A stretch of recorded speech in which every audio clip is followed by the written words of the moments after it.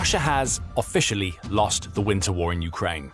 What was supposed to be a period where Russia's long-range strikes against Ukraine's energy infrastructure facilitated a push forward on the ground turned into a bloodbath for Putin's forces. Thousands upon thousands of mangled Russian bodies now lie in the fields and roads of Ukraine. And in the wake of the winter bloodbath, Ukraine has gone on an all-out offensive that changes everything. Ukraine can't afford to get complacent. There is still a looming threat from Russia, which will arrive in the spring and be covered later in the video. However, Ukraine turning its own territory into a winter wonderland of Russian destruction is huge, and Russia has felt the effects in the bloodbath that Ukraine has created. The numbers are in, and they come from the commander-in-chief of Ukraine's armed forces, Oleksandr Syrsky. He says, "Over the 3 winter months, we eliminated more enemy soldiers than the enemy managed to bring into its ranks, and there's no denying that when you see the numbers." Between December 2025 and the end of February 2026, Russia has suffered a staggering 92,850 casualties, which means soldiers who have been killed or wounded. That amounts to an average of 1,031 troops daily, Syrsky explains, and it's the main reason why Russia has failed to make any meaningful progress in the winter, and why Ukraine has made such extensive gains during a time of the year that Russia thought would lay the foundation for a successful 2026 campaign. And it's not just soldiers that Russia lost in the winter bloodbath. Thousands upon thousands of units of Russian equipment have been burned up, destroyed, and rendered utterly useless for the push that Russia wants to make in 2026. Another 322 tanks have been lost during the 3 months of winter, which indicates that even with Russia's more limited mechanized assaults, it's still losing a little over 100 tanks per month. That's not ideal for a country that is only building and rebuilding about 400 tanks per year, of which some are refurbished T-80s rather than the newer T-90s that Russia manufactures at a rate of about 250 annually. Along with the massive tank losses, Russia also lost 430 of its armored combat vehicles during the winter, along with 110 multiple-launch rocket systems and 2,967 units of artillery. Ukraine also crippled 55 of Russia's air defense systems, which has enabled Ukraine to open up safer aerial corridors that it can use for drone and missile strikes inside Russia and the occupied territories. 5 Russian aircraft went down under Ukrainian fire, as did a helicopter. And even on the drone front, Russia lost 65,269 drones that were vital for its operations in Ukraine. It keeps on going. Ukraine also took out 65 units of unspecified special equipment during the winter months. And on the vehicle front, Russia lost much more than the already impressive numbers of tanks and armored vehicles that Ukraine destroyed. Another 11,927 vehicles have disappeared from the Russian military forever. These would be vehicles like motorcycles, trucks, and other forms of transport that Russia has increasingly relied upon to shuttle troops and soldiers around after Putin's war has taken such a massive toll on its tank and armored vehicle stockpiles. Oh, and Ukraine, the country that barely has a navy, was effective in the water during the winter too. It took out 1 ship and 1 submarine, further dismantling the Black Sea Fleet that has already been forced to withdraw so far away from its former base of operations that it has almost no presence in the Black Sea anymore.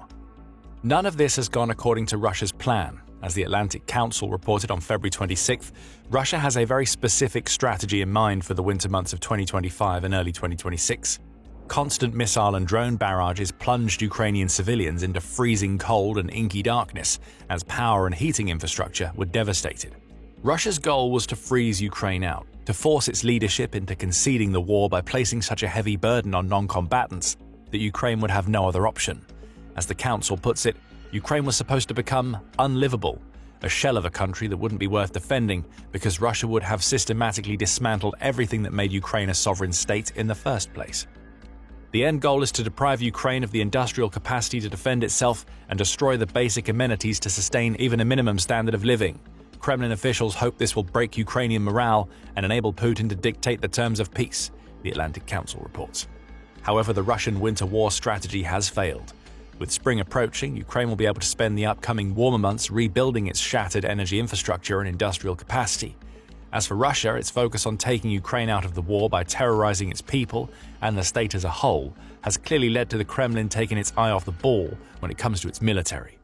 Over 90,000 Russian soldiers have died or been wounded in just 3 months of fighting. For context, it's estimated that Russia only lost 1/6 of this number during its decade-long war with Afghanistan between 1979 and 89. So well done, Putin, we suppose. You've managed to create a military that is less effective than the one that utterly failed to take Afghanistan during the height of the Soviet Union. And it's not like General Winter finally leaving Ukraine has meant that things have gotten better for Russia as we move into the spring. Putin has to deal with the Ukrainian pushback, which we'll be diving into very soon. Plus, even as the warmer weather descends on Ukraine, Russia is still losing a catastrophic number of soldiers. The New Voice of Ukraine reports that the Ukrainian Army's General Staff reported that Russia lost 960 of its soldiers on March 1st up to March 2nd alone. Sure, that's a touch below the 1,031 troops it was losing on average during the winter, but it's still in the 1,000 soldiers per day region, which tells us that the winter bloodbath is going to be extended into a spring slaughter. But hey, Putin might think to himself, losing vast quantities of soldiers is nothing new for my invasion of Ukraine. As long as Russia is taking territory in return for these losses, then the winter bloodbath is all worth it. Sorry, Putin, but that's an even bigger problem for Russia. Not only is Russia failing to take anywhere near the amount of territory that it needs to take in order to justify these losses, but it's losing occupied territory at such a massive rate that Ukraine has overtaken Russia in terms of territory taken. We'll get to that turnaround soon. Before we do, let's look at Russia's territory capture figures for December, January, and February, bearing in mind that 92,850 casualties in that 3-month period amount to 30,860 casualties per month. In December, Russia captured 445 square kilometers, or 171.8 square miles of Ukraine, per Ukraine Breaking News.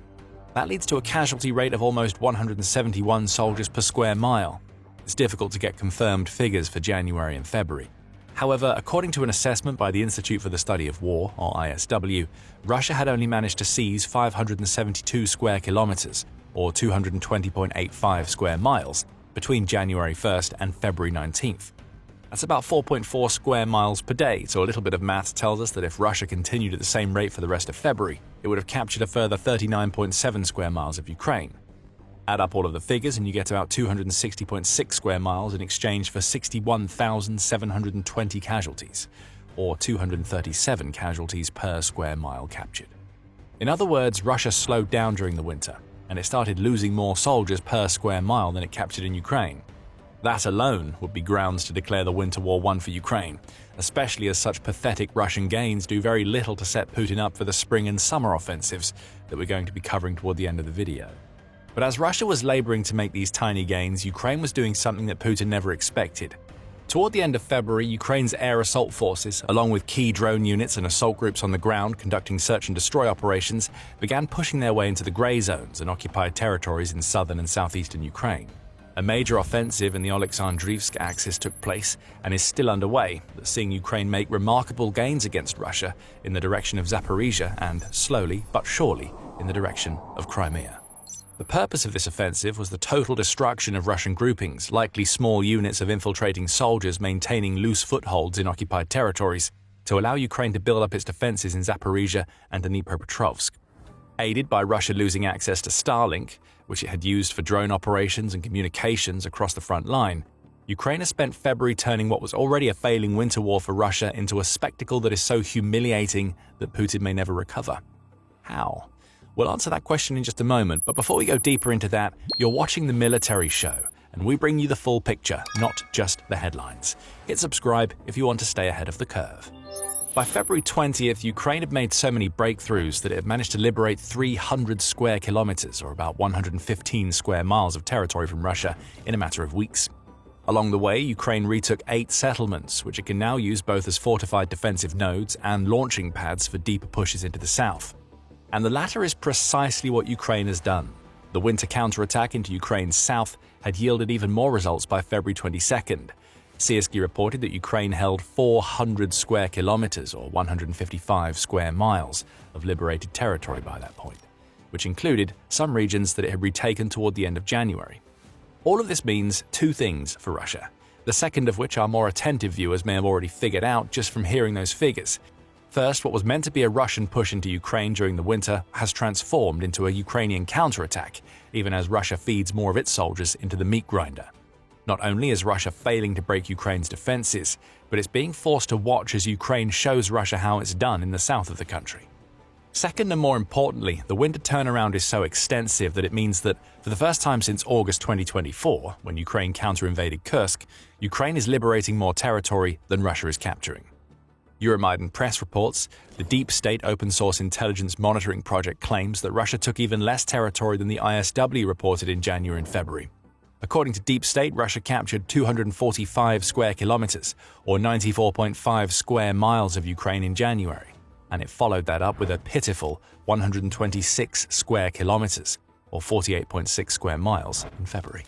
If those figures are accurate, it means that Ukraine liberated more territory between the end of January and February 2022 than Russia managed to take over approximately the same time period. What this means is that a bad winter has become disastrous for Putin. Russia's best-case scenario would have been a stagnant few months, with perhaps some minor gains here and there. Instead, Russia is dealing with Ukraine roaring back in the south to the point where it's taking perhaps more than triple the territory that Putin's ailing and dying forces are capturing. The bloodbath was for naught. The balance has shifted in the Ukraine war, and it's squarely in Ukraine's favor. Taras Chmut, who is the head of the Come Back Alive Foundation, as well as a member of Ukraine's supervisory board of the Defense Procurement Agency, said as much in a March 1st Facebook post where he said, "Russia has lost the battle for winter, and we won. The first day of spring, the sunny day is getting longer. It keeps on getting warmer. Ukraine continues its fight. On the front line for the first time in months or maybe years, we started to free up more territory than we lost." This is the de-Russification of Ukraine on the grandest scale we've seen in years. Ukraine turned the winter bloodbath into an all-out offensive that proves that Russia is an increasingly spent force as Putin tries to prepare for a